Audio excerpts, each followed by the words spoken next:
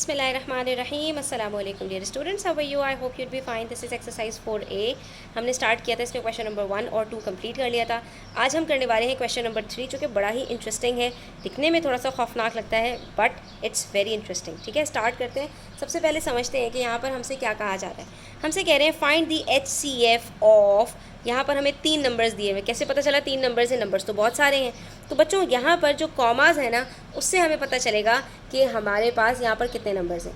अब जो काम आप यहाँ पर क्वेश्चन नंबर 1 में कर चुके हो वो यहाँ पर इन्होंने आपको करके दिया हुआ है। ठीक है, वहाँ पर आपके पास एक नंबर था और नंबर को आपने इस फॉर्म में लिखा था, अगर आपको याद हो। ठीक है, अगर अभी तक आपने वो वीडियो नहीं देखी है, पहले वो वीडियो देखो, फिर आपको समझ में आएगी कि इंडेक्स नोटेशन किसको कहते हैं। तो यहाँ पर नंबर्स को नहीं लिखा इन्होंने, नंबर्स को इंडेक्स नोटेशन में एक्सप्रेस करके दे दिया। पहला नंबर है हमारे पास 2 स्क्वायर मल्टीप्लाई बाय 3 क्यूब।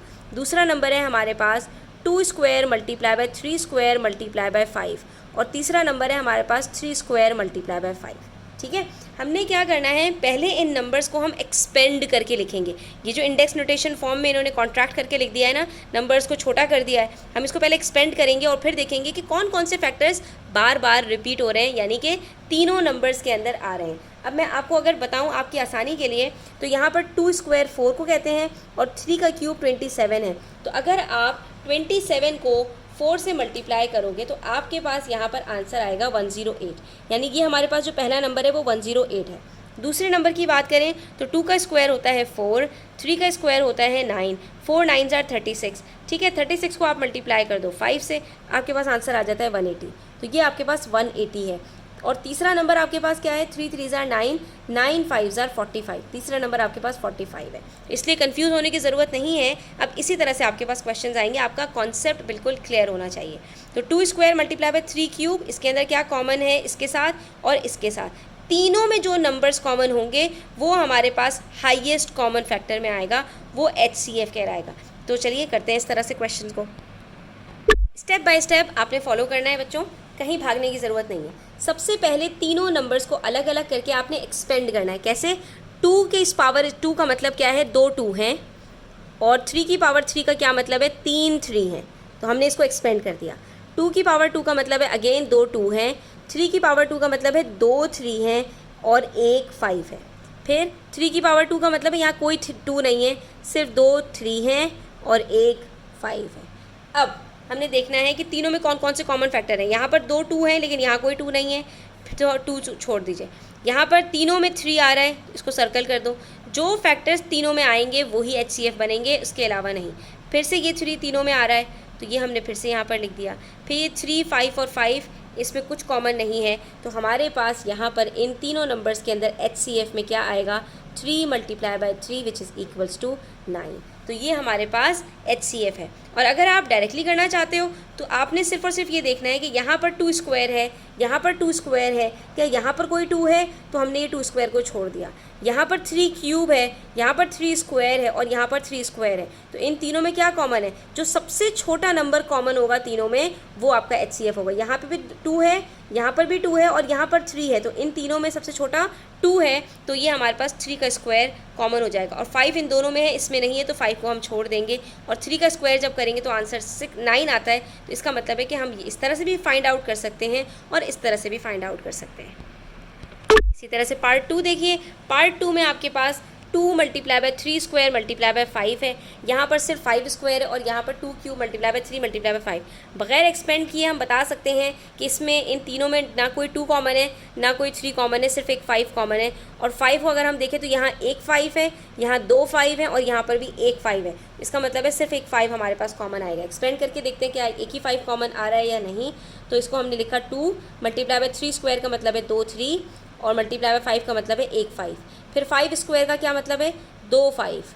ठीक है, फिर 2 का क्यूब का क्या मतलब है, 3 2, एक 3 और एक 5। अब देख लीजिए कोई 2 कॉमन नहीं है, 2 में 2 है, तीसरे में नहीं है। इसी तरह से 3 कॉमन नहीं है, इसमें 3 नहीं है, इन दोनों में है। फिर 5 की बात करें तो 5 इन तीनों में सिर्फ एक 5 कॉमन है, तो हमने कह दिया कि हाँ भाई हमारा जो HCF है that would be 5। That's all. उसके बाद बच्चों क्वेश्चन नंबर 4 है आपके पास। क्वेश्चन नंबर 4 के अंदर यही सेम काम करना है हमने जो क्वेश्चन नंबर 3 में किया, लेकिन इसमें एक स्टेप और है कि हमने पहले प्राइम फैक्टर्स निकालने हैं प्राइम फैक्टराइजेशन मेथड से, क्योंकि इन्होंने हमसे कहा है find the HCF of the following numbers by using prime factors. Prime factors को यूज़ करते हुए आपने HCF फाइंड आउट करना है, और क्वेश्चन नंबर 5 में आपने डिवीजन मेथड यूज़ करना है। तो ये प्राइम फैक्टराइजेशन मेथड हम पहले भी डिस्कस कर चुके हैं, अब दोबारा से हम डिस्कस करके और ये सारे क्वेश्चंस को सॉल्व कर लेते हैं। ठीक है, सबसे पहले हमने क्या करना है, 36 एंड 84 की बात हो रही है, तो 36 के फैक्टर्स अलग फाइंड आउट करेंगे, 84 के फैक्टर्स अलग फाइंड आउट करेंगे, फिर उसमें चेक करेंगे कि कहाँ पर कौन से फैक्टर्स हमारे पास कॉमन हैं, उनको हम वहाँ पर सर्कल करके HCF कैलकुलेट कर लेंगे। ठीक है, तो स्टार्ट करते हैं। अब बच्चों, फैक्टर्स फाइंड आउट करने के लिए डिविजिबिलिटी रूल्स अच्छे से याद होने चाहिए, टेबल्स के ऊपर अच्छी सी ग्रिप होनी चाहिए। तो कोशिश करो 15 तक के टेबल्स को, मैं बार बार रिपीट करती हूँ, 15 तक के टेबल्स अच्छे से याद कर लो। 20 तक के स्क्वायर रूट्स, स्क्वायर जो है वो परफेक्ट स्क्वायर जो होते हैं 20 तक के नंबर्स के, वो सब भी आपको पता होने चाहिए। ठीक है, चलो अब 36 की बात करें तो इवन नंबर है, 2 से स्टार्ट करेंगे। 2 1s are 2, बचा 1 6 16, 2 8s are 16। ठीक है, फिर 2 9s are 18, फिर 3 3s are 9 और 3 1s are 3। क्या किया हमने, टेबल्स पढ़ना स्टार्ट किया। 2 के टेबल में 3 नहीं आता, 2 के टेबल में 2 आता है 3 से छोटा, तो 2 1s are 2 किया हमने, 3 में से 2 को सब्ट्रैक्ट किया, 1 बचा, 1 को 6 के साथ अटैच किया और ये हमारे पास बन गया 16। ये बिल्कुल वैसे ही डिवीजन है जैसे आप अभी तक करते हुए आते थे। अब ये आपको मेंटली करनी है। क्या करते थे हम, 2 के टेबल में देखते थे 3 कब आता है, 2 के टेबल में 3 नहीं आता, तो 2 के टेबल में देखेंगे उससे छोटा कौन सा नंबर आता है, 2 1s are 2। तो ये जो 1 आ रहा है ना आपके पास, यहाँ पर जो नंबर्स आते हैं वो आपने नीचे लिखने होते हैं बच्चों। 2 1s are 2, तो ये जो 2 है इसको आप अब माइंड में 3 के साथ सब्ट्रैक्ट करोगे, क्या बचेगा, 1 बच जाएगा। ठीक है, जो 1 बचेगा, जो रिमाइंडर बचता है आपके पास, ये माइनस करने के बाद ये वाला 1 आप अगले नंबर के साथ अटैच कर देते हो। यही करते हैं ना हम, इसको 6 के साथ अटैच कर देते हैं। तो ये माइंड में अब आपने करनी होती है ये सारी कैलकुलेशंस। 1 और 6 को अटैच किया आपने, और उसके बाद 2 8s are 16। फिर से आपने अब 2 का टेबल पढ़ा, 2 8s are 16। 2 के टेबल में 16 कब आता है, 2 8s are, तो 8 क्वेश्चन जो यहाँ पर जो चीज़ें आएंगी वो आपने नीचे लिखनी है, बाकी काम आपने माइंड में करना है। इसी तरह से जब आपके पास 18 आ गया, तो 2 के टेबल में 18 तो आता नहीं है, तो 2 के टेबल में हमने कहा 2 9s are 18, सॉरी 2 के टेबल में 18 आता है, 1 नहीं आता, तो हमने 1 8 18 एक साथ उठा लिया, और बिल्कुल इसी तरह से हमने किया जैसे हम यहाँ पर करते हैं 2 9s are 18। ठीक है, अब 84 है, तो 2 के टेबल में 8 कब आता है, 8 आता है भाई, 2 4s are 8 और 2 2s are 4। फिर 2 के टेबल में 2 2s are 4, 2 1s are 2। अब 2 के टेबल में 21 नहीं आता, 3 के टेबल में आता है, 3 7s are 21 और 7 1s are 7। तो ये प्रैक्टिस करनी है। अब आपने जो इतने सारे क्वेश्चंस आपको दिए हैं वो इसीलिए दिए हैं कि आप ज़्यादा से ज़्यादा क्वेश्चंस की प्रैक्टिस करें। तो अब हम यहाँ पर क्या करेंगे, 36 के फैक्टर्स को अलग लिखेंगे, 2 multiply by 2 multiply by 3 multiply by 3। और ये प्रैक्टिस बच्चों आप लोग ग्रेड 5 में करके आ चुके हो।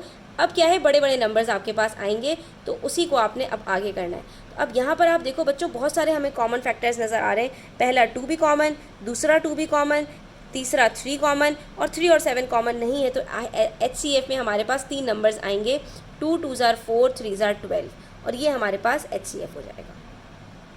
ठीक है, इसी तरह से अब हम 60 और 96 के फैक्टर्स निकाल लेते हैं। ठीक है, दोनों इवन नंबर्स हैं, 2 3s are 6, 2 0s are 0, 2 1s are 2 और 2 5s are 15, 3 5s are 15, 5 1s are 5। ठीक है, इसी तरह से 2 के टेबल में 2 4s are 8, 2 8s are 16, 2 2s are 4, 2 4s are 8, 2 1s are 2, 2 12s are 24, 2 6 are 12, 2 3s are 6, 3 1s are 3। ठीक है, ये हमने सारे फैक्टर्स लिख दिए। 60 के फैक्टर्स लिखेंगे यहाँ पर, 2 multiply by 2 multiply by 3 multiply by 5, और 96 के भी लिख देंगे, 2 multiply by 2 multiply by 3 हमारे पास आ रहा है, तो 3 के नीचे 3 लिख देते हैं, फिर बाकी के 2 लिख देते हैं, 1 2 3। अब कॉमन फैक्टर्स कौन कौन से हैं, एक 2, दूसरा 2 और तीसरा 3। ठीक है, 2 multiply by 2 multiply by 3 multiply by 5 के अंदर 2 2 3 है, और इसमें भी 2 2 और 3 कॉमन है, तो ये हमारे पास HCF क्या आ जाएगा, 2 2s are 4, 3s are 12। तो इन दोनों के बीच में भी 12 हमारे पास हाईएस्ट कॉमन फैक्टर है। ठीक है, चलिए क्वेश्चन नंबर 3 करते हैं। 2 के टेबल से करते हैं, 2 18s are 36। ठीक है, उसके बाद 2 9s are 18, 3 3s are 9, 3 1s are 3। फिर 2 के टेबल में 2 2s are 4, 2 7s are 14, 3 9s are, 3 3s are और 3 1s are। और 108 के हमने पहले भी निकाले थे, इसको भी 2 से करेंगे, 2 5s are 10, 2 4s are, और फिर 54 के सारे फैक्टर्स आ जाएंगे, 2 3 3 3। ठीक है, 227 जार, 339 जार, 31 जार और 3 जार। ठीक है, तो ये हमारे पास फैक्टर्स आ गए 36 के।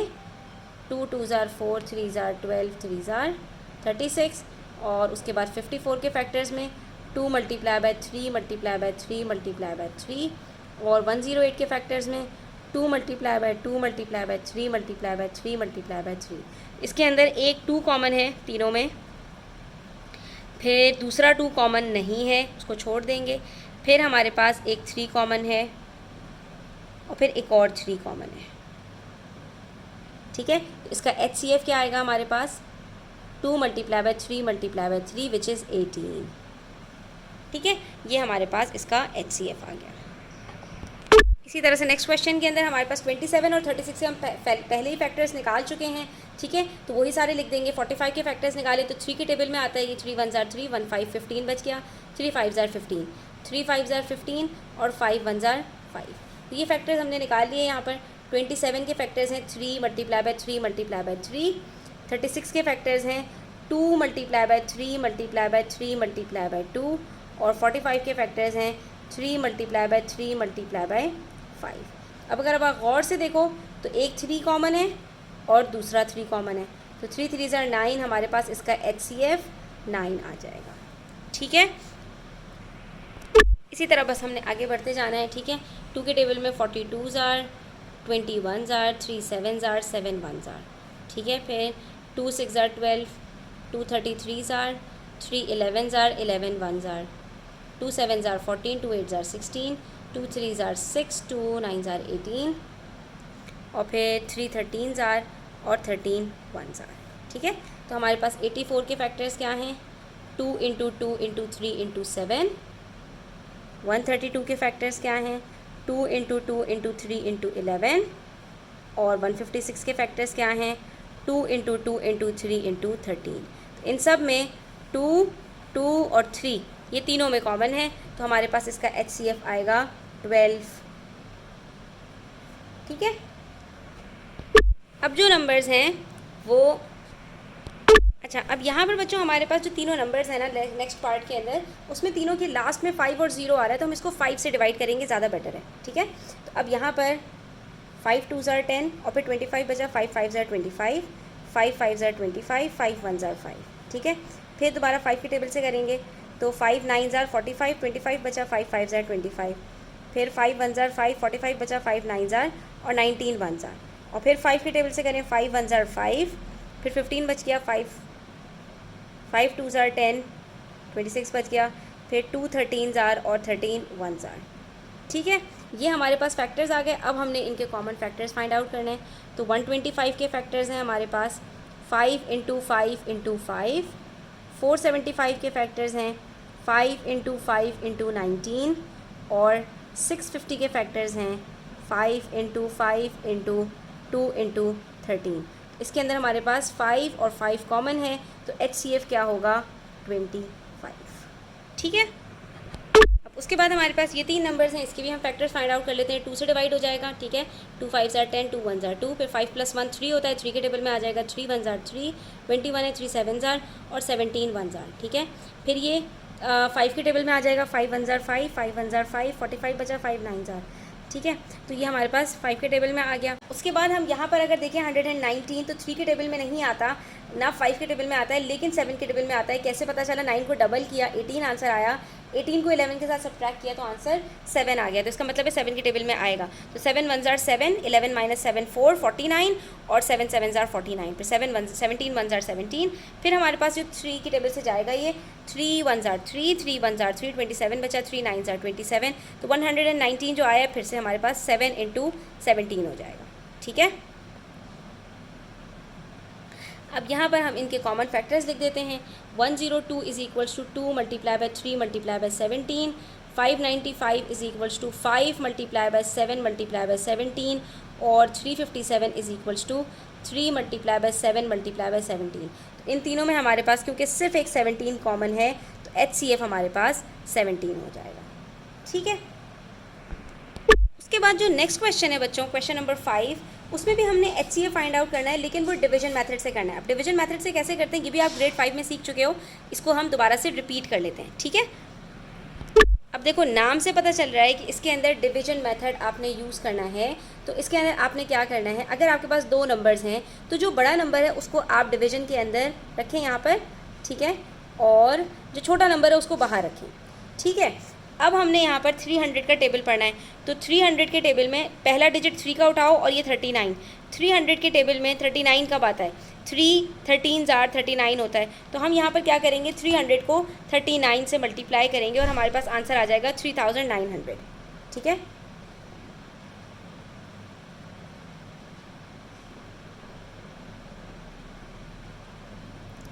सब्ट्रैक्ट करेंगे तो हमारे पास यहाँ पर 96 बचेगा।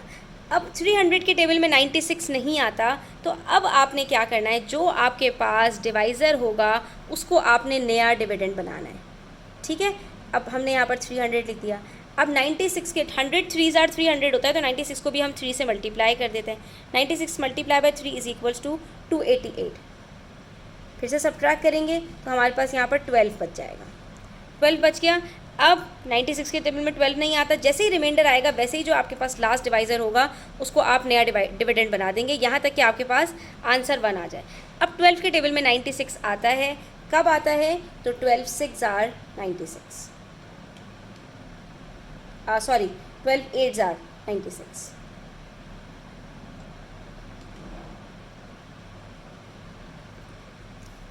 और जैसे ही हमारे पास यहाँ पर कोई रिमाइंडर नहीं बचेगा, ज़ीरो आ जाएगा, वैसे ही जो आपका लास्ट डिवाइज़र होगा ये आपका HCF बन जाएगा। तो यहाँ पर आपके पास HCF आ रहा है 12, ठीक है। आप इसको प्राइम फैक्टराइजेशन मेथड से भी जब करके देखोगे तो आपको पता चलेगा कि इन दोनों का जो HCF है वो 12 ही है। नेक्स्ट हमारे पास फिर से दो नंबर्स हैं, तो छोटे नंबर को हमने रखा है बाहर और 9317 को हम रखेंगे अंदर। अब 5000 है, ये 9000 है, 5000 को डबल करो तो 10000 होता है, तो यहाँ पर 5 1 से मल्टीप्लाई करेंगे 5445 आ जाएगा, ठीक है। उसके बाद हम यहाँ पर सब्ट्रैक्ट करेंगे तो हमारे पास आंसर आएगा 3872। अब ये रिमाइंडर बच गया, तो जो पहले वाला डिवाइज़र था उसको अंदर रख देंगे यहाँ पर, ठीक है। अब ये 3000 है, 3000 को डबल करो तो 6000 आता है, तो फिर से 1 से करेंगे तो ये आ जाएगा 3872। अब इसको माइनस करेंगे 5445 के साथ, तो आंसर आ जाएगा 1573, ठीक है। अब 1573 इसके टेबल में तो आता नहीं है, तो हम यहाँ पर लिख देंगे 3872। अब ये आपके पास है 1500 और 1500 को डबल करते हैं तो आंसर 3000 आता है, तो हम यहाँ पर 1573 को मल्टीप्लाई कर देंगे 2 से,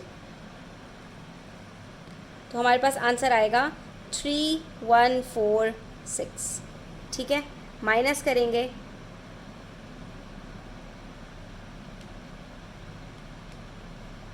तो 726 आएगा, ठीक है। अब नया डिवाइज़र आपका 726 है और 1573, इसको फिर से 726 को मल्टीप्लाई बाय 2 करते हैं तो आंसर आ जाता है 1452।